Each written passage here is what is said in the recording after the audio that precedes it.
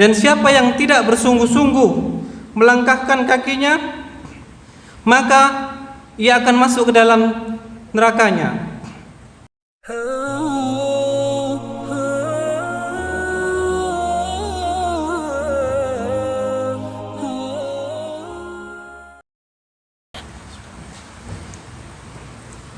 Innal hamdalillah nahmaduhu wa nasta'inuhu wa nastaghfiruh wa na'udzu billahi min syururi anfusina wa min sayyiati a'malina may yahdihillahu fala mudhillalah wa may yudlil fala hadiyalah. Asyhadu an la ilaha illallah wahdahu la syarikalah wa asyhadu anna Muhammadan abduhu wa rasuluh la nabiyya ba'da. Qala Allah Ta'ala fi kitabil karim, ya ayyuhalladzina amanu taqullaha haqqa tuqatih wa la tamutunna illa wa antum muslimun. Wa qala Allah Ta'ala, ya ayyuhan nasu taqu rabbakumul ladzi khalaqakum min nafsin wahidah wa khalaqa minha zawjaha wa batha minhuma katsiran wa nisaa'a wattaqu walladzi tasaaluna bi wal arham innahu kana 'alaikum raqiba. Wa qala Allah Ta'ala, ya ayyuhalladzina amanu taqu wa qulu qawlan sadida yuslih lakum a'malakum wa yaghfir lakum dhunubakum wa may yuti'illah wa rasulahu faqad faza fawzan 'azima. Amma ba'da, fa inna asdaqal hadithi kitabullah wa khairal hadi hadi Muhammadin sallallahu alaihi wasallam wa syarrul umuri muhdatsatuha wa kullu muhdatsatun bid'ah wa kullu bid'atin dhalalah wa kullu dhalalatin finnar.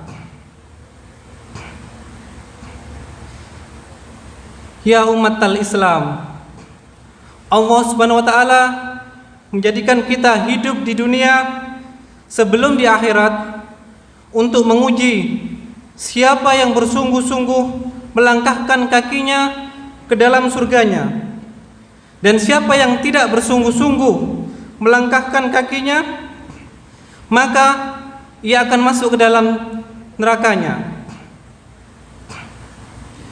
Allah menjadikan dunia penuh dengan ujian, karena dengan ujian itu Allah akan pilah dan pilih siapakah dari hambanya yang berhak masuk ke dalam surganya, dan siapakah dari hambanya yang akan dimasukkan ke dalam nerakanya.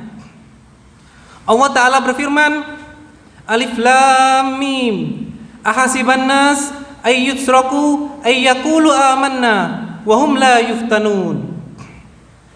Alif Lam Mim, apakah manusia mengira dengan mengatakan bahwa kami beriman lalu mereka tidak diuji? Walaqad fatannal ladzina min qablihim falaya'lamanna ladzina shadaqu wa laya'lamannal kadzibin. Sungguh Allah telah menguji manusia sebelum mereka, maka dengan ujian itu Allah mengetahui siapa yang jujur imannya dan siapa yang dusta keimanannya. Allah pun terus memberikan ujian kepada manusia, terutama untuk orang-orang yang beriman, karena dengan ujian itulah akan tersaring mana emas dan mana yang bukan, mana yang benar-benar sabar menghadapi ujian Allah dan mana yang tidak sabar. Allah Ta'ala berfirman, walanabluwannakum bisyai'im minal khawfi wal ju'i wa naqsim minal amwali wal anfusi wat thamarat wa basyiris sabirin.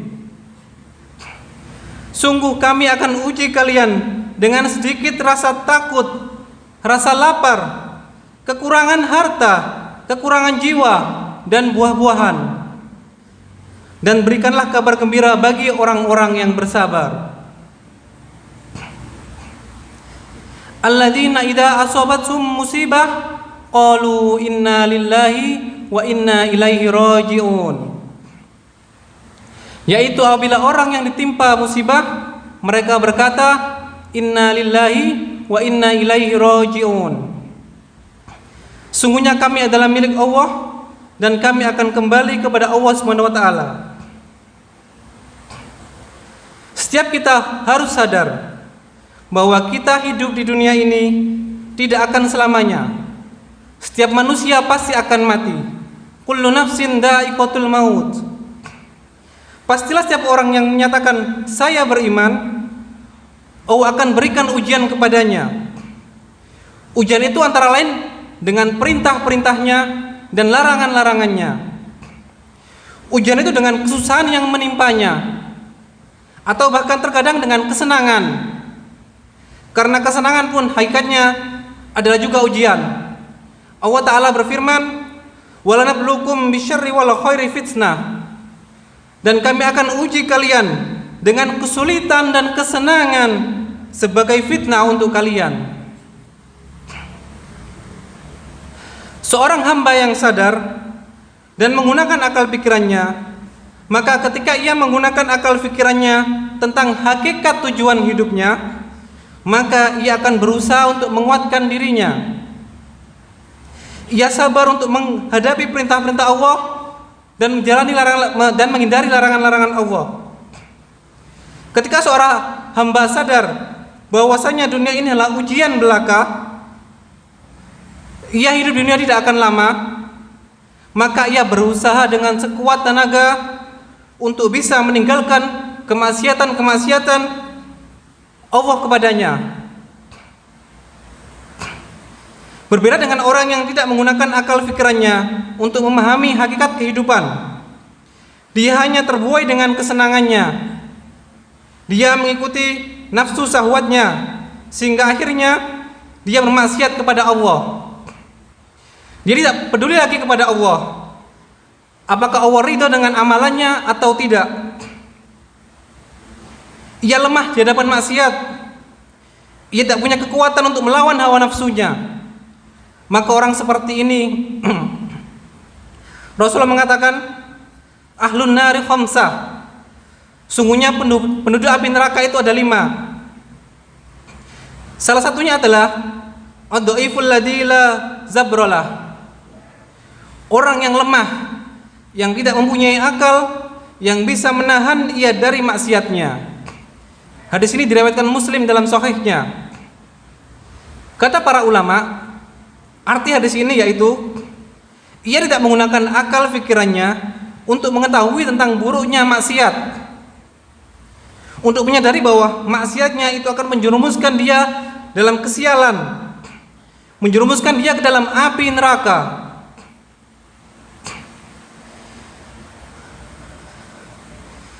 Sehingga akalnya yang terkalahkan. Rasulullah bersabda, sungguhnya orang-orang yang tidak mampu menggunakan akal pikirannya dan ia menuruti hawa nafsunya, maka ia akan dimasukkan ke dalam neraka. Maka wahai saudaraku ya umat al-Islam, kewajiban kita adalah senantiasa untuk sadar dan terus menyadari tentang mengapa Allah memberikan kepada perintah-perintah dan larangan-larangannya. Karena semuanya itu adalah untuk kemaslahatan kita. Tidak mungkin manusia itu dibiarkan oleh Allah seperti binatang ternak yang hidupnya hanya bersenang-senang, hanya menuruti hawa nafsunya, hanya menuruti syahwatnya. Tidak mungkin Allah samakan manusia dengan mereka itu. Oleh karena itulah Allah jadikan Nabi Adam alaihissalam lebih tinggi derajatnya daripada malaikat. Karena Allah tinggikan Nabi Adam dengan ilmu, sehingga dengan ilmu itu membimbing dia untuk menuju jalan kebenaran, menuju ke akhirat, menuju ke dalam surganya. Maka wahai saudaraku, kewajiban kita adalah untuk senantiasa sadar dan terus menyadari tentang mengapa Allah memberikan kepada kita perintah dan larangan tersebut. Maka berbahagialah kepada Anda ketika Anda berhasil berusaha untuk tidak mengikuti hawa nafsu. Anda mengikuti Al-Quran dan As-Sunnah kembali kepada wahyu Allah dan berusaha untuk meninggalkan syahwatnya. Kemudian terus berusaha untuk tunduk kepada Allah. Dan Anda yakin seyakin-yakinnya bahwasanya Allah tidak akan sia-siakan kita apabila kita taat kepada Allah. Sungguh memang wahai saudaraku,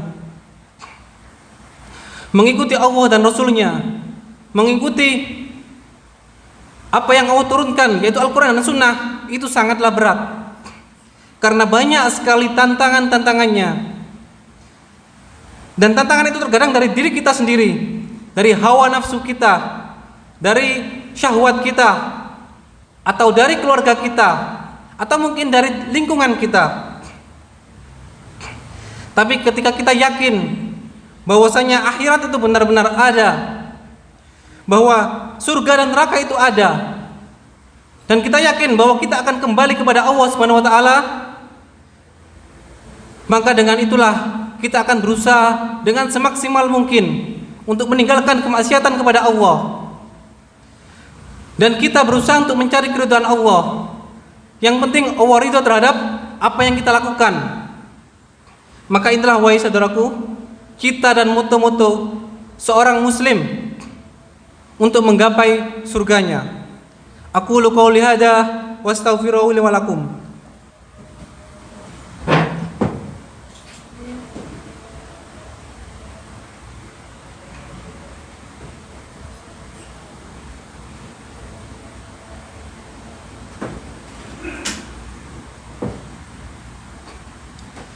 Alhamdulillah, wassalatu wassalamu ala rasulillah nabiyyina Muhammadin wa ala alihi wa sahbihi ajma'in. Asyhadu an la ilaha illallah wahdahu la syarikalah wa asyhadu anna Muhammadan abduhu wa rasuluh. Ya ummatal Islam, Allah Subhanahu wa taala memerintahkan kita untuk menggunakan akal pikiran kita. Tidak lain adalah untuk kebaikan kita sendiri. Allah seringkali mengatakan, afala tadakkarun, tidakkah kalian ingat? Atau afala ta'qilun, tidakkah kalian berakal? Afala tatafakkarun, tidakkah kalian berpikir? Hari ini ketika kita menggunakan akal pikiran kita, maka disitulah kita akan sadar bahwa diri kita sebenarnya hanyalah seorang hamba. Kita seorang hamba yang hidup di dunia, dan di dunia adalah tempat yang fana, yang kelak kita semua akan kembali kepada Allah Subhanahu wa taala. Maka saudaraku, ketika akal lebih dominan daripada syahwat dan hawa nafsu kita, maka akal itulah yang akan membimbing kita kepada kebaikan. Tapi ketika syahwat dan hawa nafsu kita lebih dominan daripada akal pikiran kita, maka di saat itulah kita akan terjerumus ke dalam dosa dan maksiat. Maka ya umatal Islam, Allah memberikan kepada kita akal, maka janganlah disia-siakan akal itu. Dan makanan dari akal itu adalah ilmu. Ilmu dalam memahami Al-Quran dan As-Sunnah sallallahu alaihi wasallam. Allahumma sholli ala Muhammad wa ala ali Muhammad kama shallaita ala Ibrahim wa ali Ibrahim innaka Hamidum Majid. Wa barik ala Muhammad wa ala ali Muhammad kama barakta ala Ibrahim wa ali Ibrahim innaka Hamidum Majid. Allahumma ighfir lil muslimina wal muslimat wal mu'minina wal mu'minat al ahya'i minhum wal amwat innaka sami'un qaribun mujibud da'wat ya qadiyal hajat. Allahumma inni a'izzata Islam wal muslimin. Allahumma ansur alal ikhwanal muslimina fi kulli makan. Allahumma taqabbal a'malana ya rabbal alamin. Allahumma watub alaina innaka antat tawwabur rahim. Allahumma aslih li walata umurana ya rabbal alamin. Waj'alna minat tawwabina waj'alna minal mutatahhirin. Rabbana atina fid dunya hasanah wa fil akhirati hasanah wa qina adzabannar.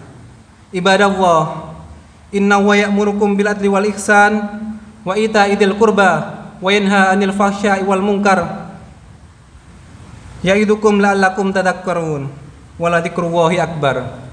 Aqimus shalah.